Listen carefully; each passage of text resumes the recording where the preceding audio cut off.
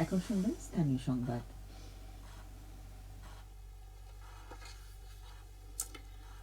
আসসালামু আলাইকুম। বাংলাদেশ বেতার সিলেট সংবাদ পড়ছে কুমকুম হাজেরা মারুফা। প্রধান উপদেষ্টা প্রফেসর মোহাম্মদ ইউনুস বলেছেন, এবারে নির্বাচন গতানুগতিক কোনো নির্বাচন নয়, বরং এটি দেশ রক্ষার নির্বাচন। আগামী নির্বাচন ও গণভোটে শতভাগ সততা, নিরপেক্ষতা ও নিষ্ঠার সঙ্গে দায়িত্ব পালনের জন্য জেলা প্রশাসকদের নির্দেশনা দিতে গিয়ে প্রধান উপদেষ্টা আজ কথা বলেন। সদ্য পদায়নকৃত 50 জেলা প্রশাসক সহ 64 জেলার প্রশাসকদের উদ্দেশ্যে প্রধান উপদেষ্টার কার্যালয়ে বক্তব্য প্রদান করেন প্রধান উপদেষ্টা প্রফেসর মোহাম্মদ ইউনুস।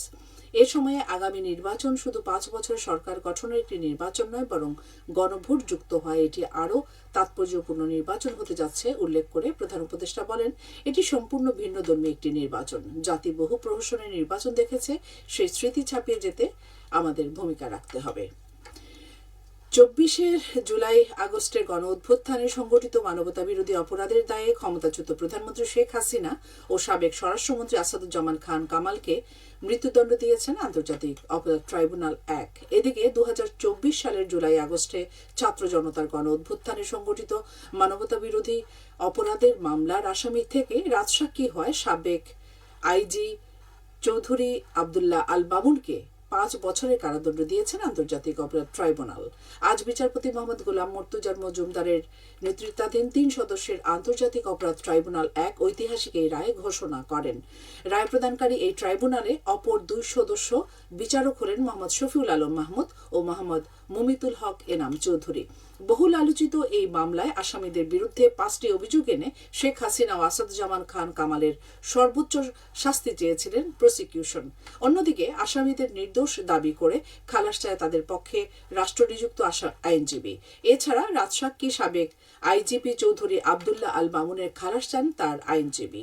এই মামলায় প্রসিকিউশন পক্ষে chief prosecutor Mohammad Tajul Islam, prosecutor Mizanul Islam ও গাজী SH তামিম শুনানি করেন। এছাড়া শুনানিতে প্রসিকিউটর BM সুলতান মাহমুদ, শাইখ বাহাদি, আব্দুস সালাম পলায়ন সহ অন্যান্য প্রসিকিউটররা উপস্থিত ছিলেন।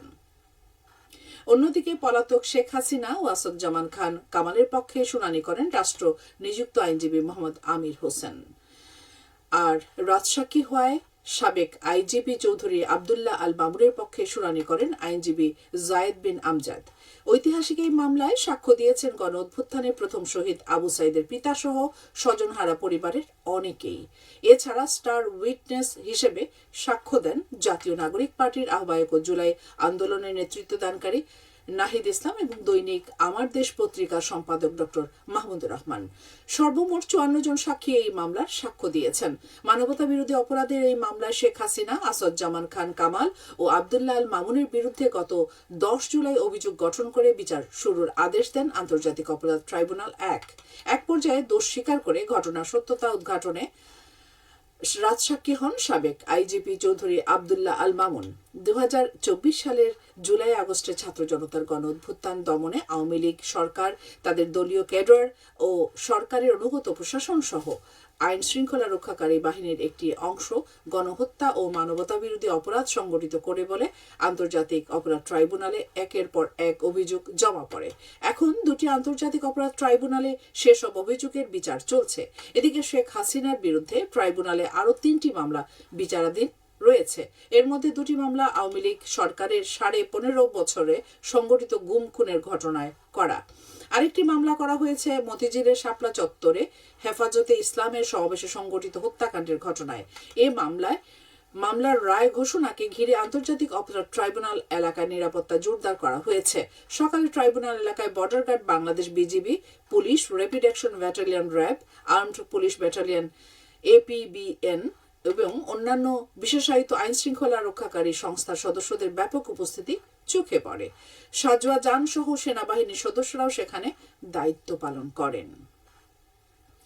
মজলুম জননেতা মাওলানা আব্দুল হামিদ খান ভাসানীর মৃত্যুবার্ষিকী আজ। সারা দেশের মতো সিলেটেও নানা কর্মসূচির মধ্য দিয়ে দিবসটি পালিত হচ্ছে।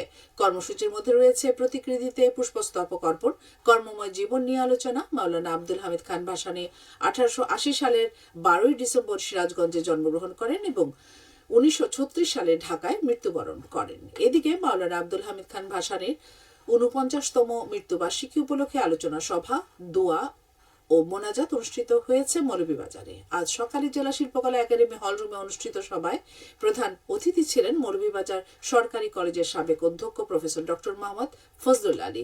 এ সময় বক্তারা বলেন, গণমানুষের এই মহান মজলুম জননেতা আজীবন শোষণ ও বঞ্চনাহীন, প্রগতিশীল, গণতান্ত্রিক, অসাম্প্রদায়িক বাংলাদেশ বিনির্মাণে সংগ্রাম করে গেছেন।